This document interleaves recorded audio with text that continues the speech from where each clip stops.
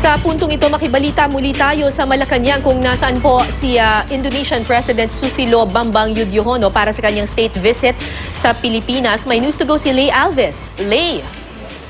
Yes, Tara, dumalo sa flag ceremony dito sa Luneta, Indonesian President Susilo Bambang Yudhoyono bilang bahagi ng kanyang state visit dito sa Pilipinas. Sinalubong si President Yudhoyono ni Manila Vice Mayor Isko Moreno. Mula sa Luneta ay dumiretso ang Indonesian President sa Malacanang kung saan ginaganap ngayon ang bilateral meeting nila ni Pangulong Aquino. Inaasahang pipirmahan ngayong araw ang isang kasunduan sa pagitan ng Pilipinas at Indonesia na tutuldok sa 2 dekadang territorial dispute sa karagatan ng Mindanao at Celebes Seas. Kabilang pa sa mga paksang pag-uusapan ng dalawang leader ay tungkol sa political, economic at socio-cultural cooperation. Narito rin sa bansa si President Yudhoyono para dumalo sa World Economic Forum on East Asia.